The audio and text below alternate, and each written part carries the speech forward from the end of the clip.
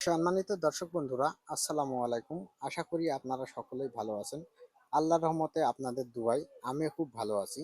১৬০০ square ফিটের ছাদ ঢালার কাজ আজকে চলমান। এই ছাদটাতে কি কি মালামাল লেগেছে ও কত টাকা এই ছাদ ঢালাইতে খরচ হবে সবই জানতে পারবেন আজকের এই ভিডিও থেকে। ভিডিওটা স্কিপ না করে শুরু থেকে শেষ পর্যন্ত দেখুন, তাহলে ছাদ ঢালাইয়ের কিছু নলেজ পেতে পারেন।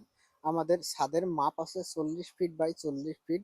ছাদ ১৬০০ square feet, ১০ milli rod ২৪০০ KG, ২,৩০,০০০ টাকা দাম, এবং ১৬ মিলি রড ৮০০ কেজি, ১,০৫,৬০০ টাকা দাম, ৩০০ কেজি ৮ মিলি রড, এবং পিকেট লেগেছে ৯,০০০, সিমেন্ট লেগেছে ১৭০ বস্তা, ইলেকট্রিক পাইপ ২২,০০০ টাকা, তার পলিথিন পেরেক ১৫,০০০, কুষ্টিয়ার বালু ৪০০ সেফটি ২০,০০০ টাকা, এবং সিলেকশন বালু ৩০০ সেফটি ৩০,০০০ টাকা।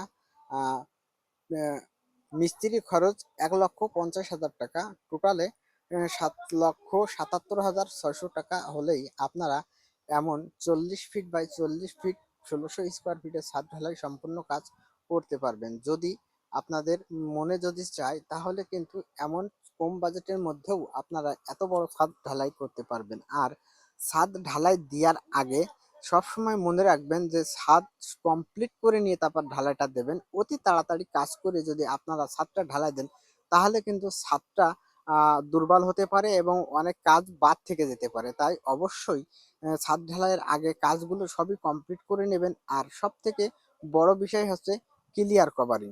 আপনি ছাদে রড বাঁধার পরে অবশ্যই লেবেলিং আর ক্লিয়ার কভারিংটা ঠিক রাখবেন, তাহলে আপনার ছাদ যেমন মজবুত হবে তেমনি হবে পারফেক্ট। আপনার ছাদ থাকবে আজীবনকাল সুরক্ষিত। তাই যখন আমরা কাজ করব তখন এই কাজগুলো অবশ্যই মাথায় রাখতে হবে। মাথায় না রাখলে কিন্তু আপনার ছাদ ঢালাইতে দুর্বল হবে এবং আপনার ছাদটাও নর্মাল হবে। এই জন্য আমরা সবসময় বলি যে আপনারা যখন ছাদ ঢালাই দেবেন তখন অবশ্যই এই গুরুত্বপূর্ণ কাজগুলো করতে হবে। তা না হলে কিন্তু আপনার জিনিস আপনি নিজে হাতেই দুর্বল করতেছেন। কারণ একজন মিস্ত্রি, একজন কন্ট্রাক্টর অতি তাড়াতাড়ি করার খুবই চেষ্টা করে, কারণ তার কন্ট্রাক্ট নিয়ে যত তাড়াতাড়ি সম্ভব কাজটা উঠানোর।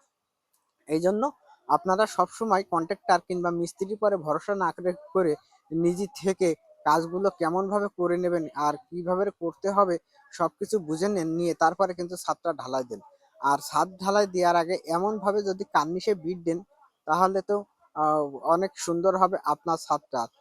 দেখতে যেমন সুন্দর দেখাবে তেমনি হবে পারফেক্ট। অবশ্যই বিম সহ ছাদ ঢালাই দিতে গেলে ভাইভেটার ইউজ করতে হবে। এই বিমে যখন ঢালাইটা করবেন তখন অবশ্যই ভাইভেটারটা ইউজ করবেন, তা না হলে আপনার বিমটা কিন্তু পোকা বেরোয় দুর্বল হতে পারে।